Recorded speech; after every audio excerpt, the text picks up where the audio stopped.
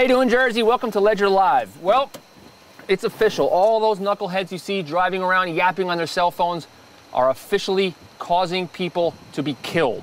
A state report out this week found 19 deaths in accidents involving cell phone use over the past 23 months. Also in the report, police have issued 225,000 tickets. That's 9,000 or so a month to people violating the cell phone ban since it took effect 23 months ago. And there's more news this week on the cell phone issue.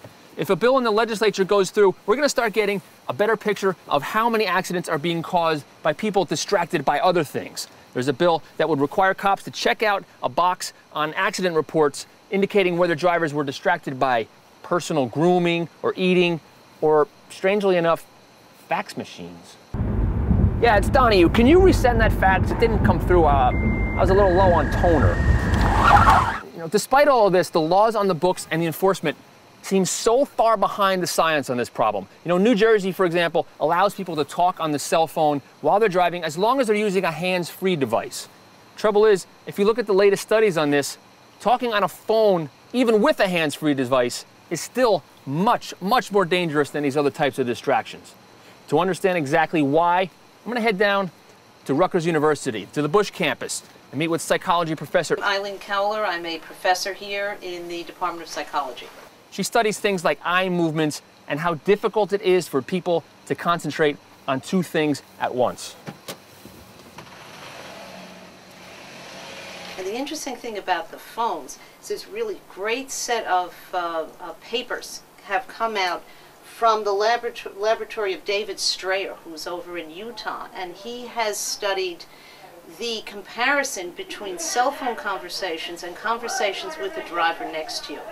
And his results really very compelling because you can equate for a lot of aspects, you're still talking and so on. But what he finds is there's a big difference. He's doing this in a driving simulator. There's a big difference between the performance losses in those situations, in that the quality of the driving on all different measures is seriously impaired in the cell phone conversations, much less so, if at all, with the live driver next to you. I hear that a lot. I hear that argument Yes. of people who say you should be able to talk on our cell phones. What's the difference between, so there's a difference between talking on the cell phone and talking to someone. And talking to the live drivers. What the results are showing at this point is that the content of the conversations is very different in the two cases. So what happens is the driver, when it's talking to the passenger sitting next to you, the passenger is part of the same scenario. Right. So the passenger reacts to the road conditions as well. But the fact that the passenger is part of that same situation affects the content. And in fact can even in some cases found to be an asset to the driver because they're adding something in. Whereas obviously the person on the cell phone has absolutely no idea, the person you're talking to has no idea what's going on, and you don't have that same capacity for adjustments. People make the comparison to other forms of distracted driving. Eating a sandwich, for example. Yeah.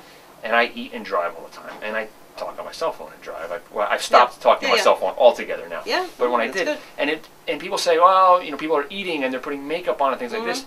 But being on the phone seems to be more distracting. And tell me if I'm wrong, but you have to concentrate when you're on the phone. If I'm eating a sandwich, I look down, I know the sandwich is going to be there. The sandwich is not going to pull any surprises on me. And That's right. Simple. But when I'm on the phone, I have to really mentally be somewhere else. The one thing that also distinguishes these cases is that all the other things you mentioned, you have control over. So if something happens on the road while you're eating or while you're fiddling with the radio, you can switch out of that. So I will listen to music when I drive, and sometimes I'll think about that. But if there's something going on where I shouldn't think about that, then I can make the switch. Whereas that cell phone conversation, you have this party who's not under your control. The laws were passed in places like here in New Jersey, and I guess when they were passed, people thought it was the actual physical but that surely distraction, and so the hands-free headset is okay. But maybe the laws have to be updated with this as the science comes in and says it's sort of the mental. distraction? Well, there are different aspects to driving, and again, the research of cell phone use is discussing them. So there are the more mechanistic aspects of driving, and obviously having something in your hand interfere, but there are also what would be called the executive functions. So that's where you have to remember where to get off the highway. So people using the cell phones miss the exit on the highway much more than if you're not using the cell phone. So on different things interfere at different levels, and it's a question of well, first understanding better what is happening, and then deciding how we want to react to it as a society to improve safety. Of course, there's one simple solution to all this. When you're getting in your car, turn off the phone. Take it easy, Jersey.